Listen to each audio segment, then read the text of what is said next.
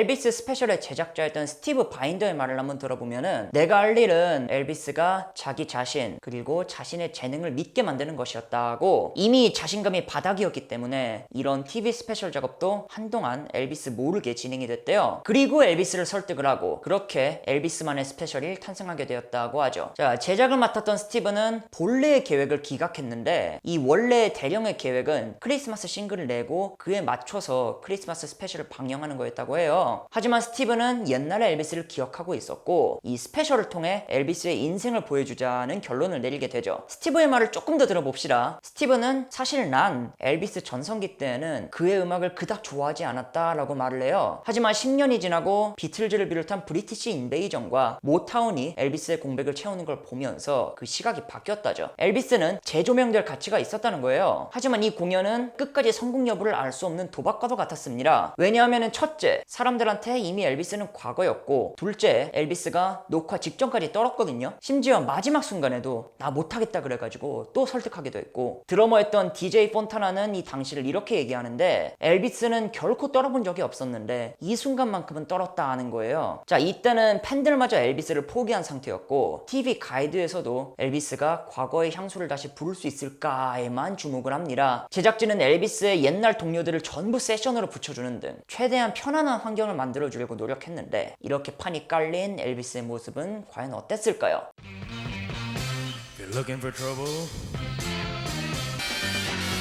so don't you mess around with me.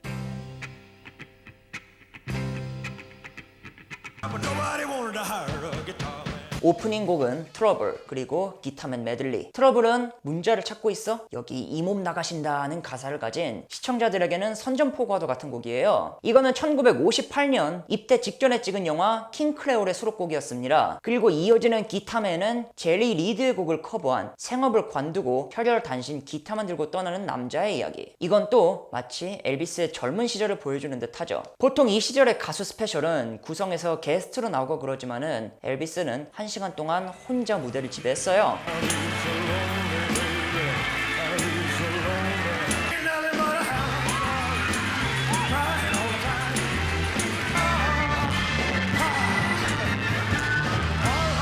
Love me tender, love me true, falling in love with you. Sing it.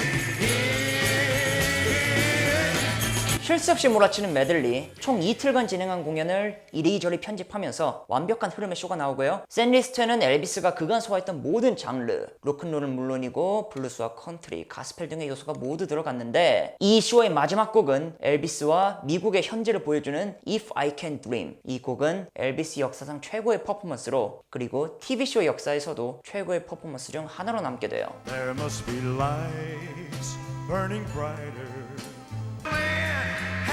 The strength to dream while I can dream. Please let my dream come true right now.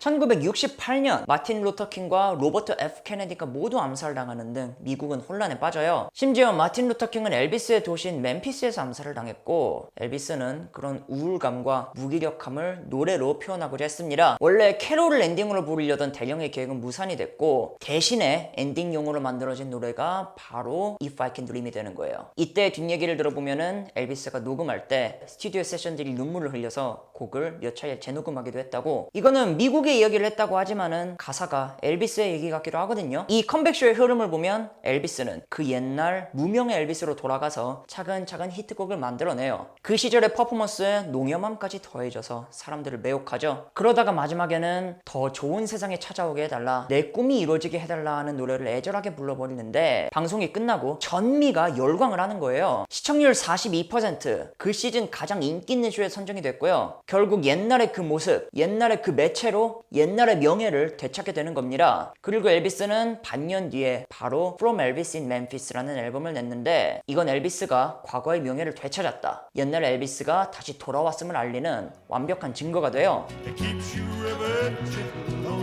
my mind. Travels on a gravel road. A little baby child is born in the ghetto. 엘비스는 TV쇼 방영에 맞춰서 마침 영화 출연 계약도 다 끝나간 덕에 음악을 할 수 있게 됐어요. 이때 엘비스가 한 선택은 14년 만에 마음의 고향 멤피스로 돌아가는 거였는데 이것도 자신의 뿌리를 그리고 옛날을 되찾기 위한 선택이었다고도 하거든요. 그래서 앨범 이름도 멤피스에서 엘비스로부터가 됐고요. 이거는 가히 엘비스 최고의 앨범이라고 할 만합니다. 당시에 멤피스 소울을 앨범에 이식했고 기존의 명곡들을 본인 형식으로 재해석하는 능력은 여전했는데 엘비스의 오리지널 곡인 인 더 게토는 이 앨범의 대표곡으로 남게 돼요. 이때 멤피스 세션이 얼마나 중요했냐 하면 이때 녹음한 곡 중 앨범 대신에 또 싱글로만 발매됐던 곡 중 하나가 바로 Suspicious Minds. Because I love you too much, baby. Why can't you see? Oh, we're all together. We're suspicious minds.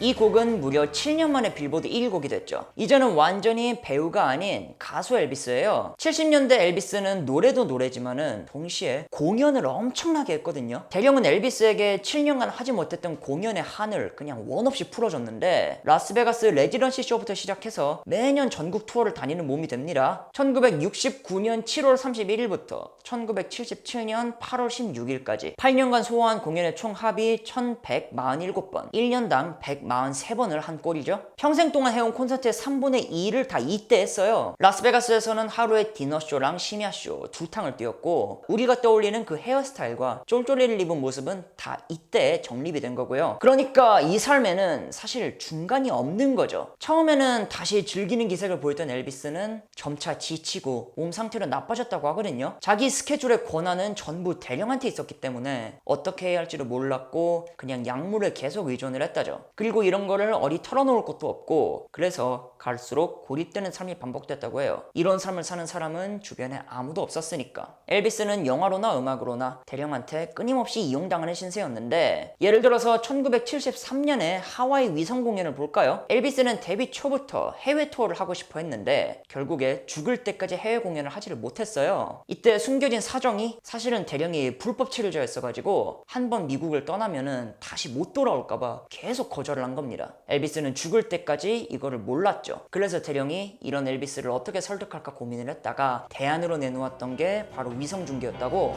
We can go on together. We're suspicious minds. I did it my way. 자, 이때 공연 영상을 보시면은 살도 굉장히 찐 상태인데 사실은 이보다 더 쪘던 거를 공연날에 맞춰서 빼고 나온 거라고 하죠. 이거는 전 세계 약 40개국에서 15억 명 정도가 지켜본 걸로 추산이 되고 있어요. 사실 비즈니스적으로 봤을 때 대령의 마스터 플랜은 거의 성공입니다. 문제아 이미지로 시작했지만은 군대로 여론을 바꾼 뒤에 타겟층을 바꿔서 7년간 영화로 쫙 뽑아갔죠. 그리고 모두의 엘비스가 되어서 이후로는 공연으로 만인의 사랑을 받게 되고요. 하지만 이 과정에서 엘비스의 의사는 엘비스는 말년이 되니까 눈에서 생기가 사라지고 이때 엘비스는 빠르고 밝은 노래보다는 자기 감정을 풀어낼 수 있는 노래를 원했다고 해요. 1972년에 버닝 러브 같은 노래도 몇 안 되는 엘비스 말년의 로큰롤인데 정작 본인은 녹음하기 싫어했다고. 엘비스는 1967년에 결혼한 아내와도 바쁜 일정을 견디지 못하고 1973년에 이혼을 했어요. Tell me a flame, I must be 109. And you light my morning sky, burning love. Love has slipped away, left us only friends. You were always on my mind. You were always on my mind. 그래서 그 본인의 사정과 당시의 음악 스타일도 연결이 되는 거죠. 이런 일들은 약물 중독을 더욱 가속화하는 원인이 됩니다. 심지어 마지막에는 대령마저 엘비스의 상황을 눈치채고 휴식을 주자고 했을 정도라니까 말 다 했죠. 근데 이때는 또 엘비스의 아버지가 휴식을 거부했다고 하는데 글쎄요, 결국 이때에도 본인의 의사는 없었던 거죠. 그래서 말년의 엘비스 인생을 보면은 음악 얘기보다는 태반이 죽을 뻔했고 피폐해지는데도 계속 약을 했다는 그런 이야기뿐이에요. 죽기 직전에 앨범 중에 From Elvis Presley Boulevard, Memphis, Tennessee라는 앨범이 있는데 이거는 또 엘비스가 스튜디오가 아닌 자신의 저택이었던 그레이스랜드에서 녹음한 곡을 묶어낸 앨범. 이 앨범의 뒷이야기가 말년에 엘비스는 밖에 나가는 것조차 거부해서 녹음하려면 스태프들이 다 엘비스의 집까지 와야 했다고 합니다. 거기에 엘비스한테는 가족력도 있었는데 어머니의 요절을 비롯해서 수많은 외가 친척들이 40살 이전에 심장마비로 급사했다고 하거든요. 아마 죽음을 가속화하지 않았을까 추측되는 부분이에요. Oh, my love, I've hungered for your touch. My love, my darling. 1977년 8월 16일 새로운 투어를 앞두고 엘비스는 자택 화장실에서 심장마비로 숨진 채 발견됩니다. 이거는 만으로 42, 인생의 절반 이상을 슈퍼스타로 보낸 남자의 허무한 죽음이었죠. 엘비스라는 사람은 정말 신기해요. 로큰롤의 역사를 바꾼 젊음의 상징으로 군림한 인물이지만 실상 그 기간은 2년도 안 됐거든요. 50년째 분석이 되고 있지만은 아직도 명확한 답이 나오지 않은 인생이에요. 하지만 이것 하나만은 확실합니다. 엘비스는 적어도 음악으로는 미국의 모든 사람을 하나로 묶었다는 거. 인종으로 대변되는 장르적 융합은 물론이요, 이미지도 반항하에서 모두 엘비스로 바뀌면서 절대적인 존재가 되었어요. 다른 나라에서보다도 유독 미국에서 엘비스의 존재감이 더 큰 이유는 바로 이것 때문일 겁니다. 저는 엘비스가 조금 더 비즈니스를 알았더라면, 조금 더 영악하게 행동할 수 있었더라면 어땠을까라는 그런 아쉬운 생각도 해보는데, 이렇게 엘비스의 인생을 3편으로 요약을 해봤거든요. 사실 엘비스는 녹음한 노래만 800곡 가까이 되고 워낙 뒷이야기도 많은지라서 오히려 더 알맹이만 추려서 이제 만든 감이 있어요. 그래도 이 3편이 좋은 엘비스 프레슬리 입문서가 되길 바라면서 영상 마치겠습니다. 엘비스 프레슬리 얘기를 나눠봤습니다. 소개 부탁하고 싶은 뮤지션 있으시면 언제든지 말씀해 주시고요. 콘텐츠가 마음에 드셨다면 구독과 좋아요 부탁드리겠습니다. 복고맨이었습니다. 감사합니다.